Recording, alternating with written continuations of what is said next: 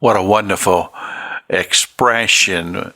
Proverbs chapter 6:22, having to do with commandments. And I identified yesterday on the broadcast, commandments are simply rules, boundaries.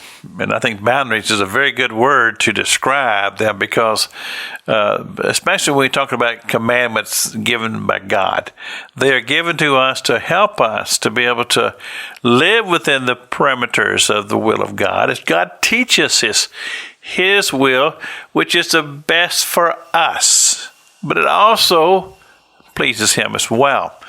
So to have boundaries in your life is a good thing. So Proverbs chapter 6:22 uses these descriptions of commandments. And first of all, he says, they shall lead. And number two, he says, they shall keep thee. And even when you're asleep. I like that. And I'll explain that a little bit in just a second. And then he says, when you're awake, they talk to you. And I just spent a little time just thinking about those concepts. First of all, the understanding that commandments will lead you, especially when you have studied the Word of God and you have meditated on the Word of God. And I would say that if you have a heart to serve God and to please God and to have a relationship with God, so they become the standard bearer. In other words, it's kind of like you hold them up so that you can see them, kind of like if you had them maybe written on some type of a chart or something, and they, as you walk along, you're seeing them, and they give you directions. You might use the expression a road sign or a map, or nowadays, of course, GPS. In other words, it's what leads you and guides you and gets you where you want to be and keeps you out of trouble, keeps you from getting lost along the way. So if you have the commandments and you have ingrained them in your heart and your spirit, then they will lead you.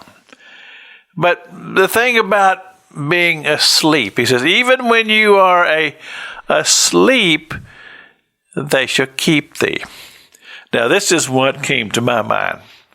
It has to do with the subconscious when you're asleep, because it really does amaze me how active my brain is, and I'm sure I'm not alone and unique here, is even when I sleep. And one of the things that I've taken note of is I'm a lover of gospel music, and I do a show on Saturday nights here in Tallahassee called the Saturday Night Gospel Sing, and I play gospel music, and so I'm recording that.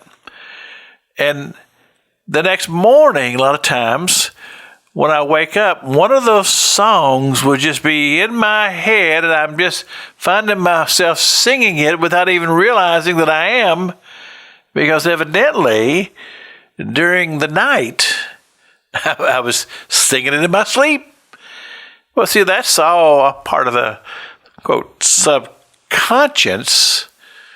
But I believe that what the writer simply tells us is that if the commandments are ingrained in our heart and spirit, we've studied them, we sought after them, we have a desire to please God, that even when we're asleep, we're conscious of it.